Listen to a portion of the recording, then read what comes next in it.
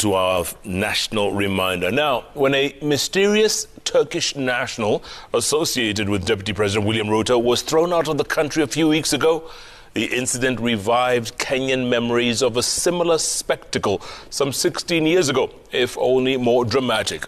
Now, during the reign of President Mwai Kibaki, two Armenian brothers, biological brothers we are told, jetted into the country posing as investors. They would soon receive privileged treatment and engage in what could be considered high-level security breaches in the course of the 6 months they operated in the country. Like Harun Aydin, that's the Turkish national, the Artur Brothers were VIP operatives with connections in the highest circles of government and state.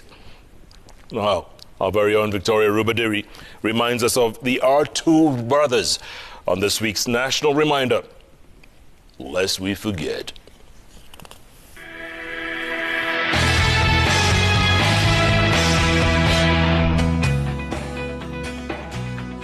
They landed in Kenya in December 2005. The exact dates of arrival only known by their mysterious hosts. Their agenda not clear, though the two were variously introduced as prospective investors who came into Kenya allegedly at the invitation of one Raju Sangani, a shadowy Kenyan businessman who was the executive chairman of Real Management Services Limited. Their names were Artur Sargassian and Artur Margarian. We soon came to know them as the Artur Brothers.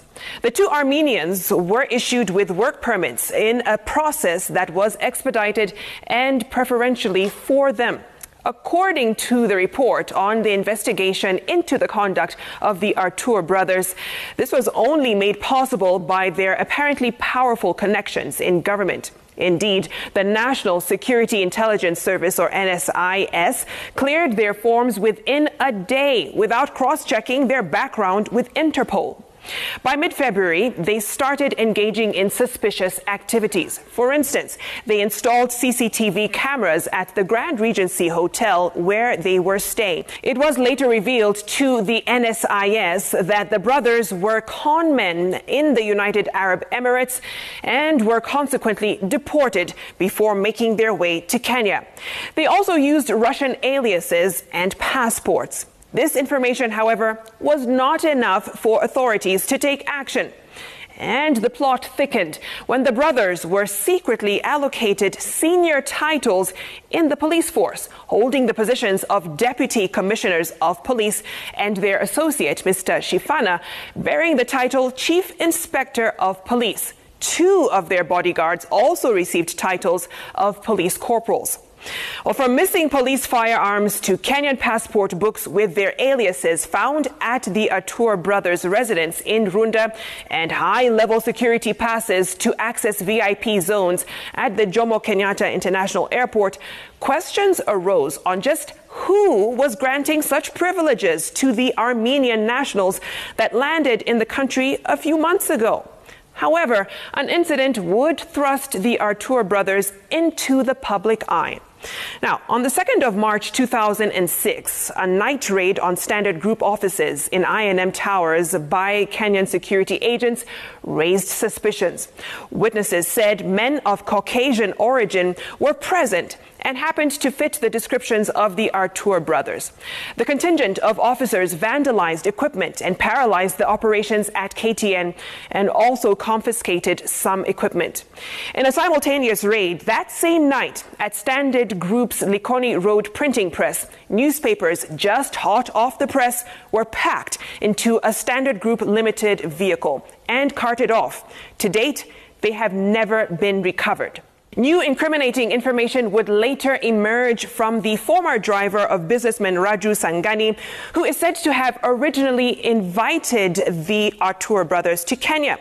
The driver, Richard Nerima, presented the evidence before a parliamentary committee, saying he drove the Artur Brothers to the scene of the Standard Group raid on the material day. The government, through the then Internal Security Minister John Michuki, denied it was a raid, but rather a government operation. Michuki further adding that all involved were Kenyan security agents. When you rattle a snake. You must be prepared to be bitten. ODM leader Raila Odinga then offered his opinion on the Artur brothers. Mercenaries are mercenaries. They are soldiers on hire. Well, the brothers would quickly defend themselves against the allegations, calling a press conference at the JKIA government VIP lounge. They claimed to have failed business dealings with Odinga. The brothers added that they met with both Kalonzo Musyoka and Odinga, who sought $41.6 million to support the no referendum campaign as a way to bring down the Kibaki government. On April 26, 2006, evidence from the NSIS presented to the National Security Advisory Council would poke holes into the Artur brothers' story. The NSIS revealed the brothers had characteristics consistent with people involved in illegal drug trafficking and had been cited in numerous security breaches. Deportation of the duo from Kenya was recommended. However, the NSAC, headed by Ambassador Francis Mudaura, declined to act on the NSIS recommendations. The brothers would continue with their security breaches. That is until a fracas at JKIA on the 8th of June 2006, when the Artur brothers and their associates landed in the country from a foreign trip and refused to allow their bags to be checked by customs officers. They then allegedly drew their guns in the ensuing confrontation to force their way through. However, the following day, at 5 a.m., the two brothers were arrested at their home in Runda Estate, and firearms found in their possession. Later on that same day, the Armenian duo and two other individuals were deported to Dubai. It still remains a mystery how the two were able to have such free rein. The report on the investigation into the conduct of the Artur brothers, alluding to highly placed people in government, business, and political circles who protected them.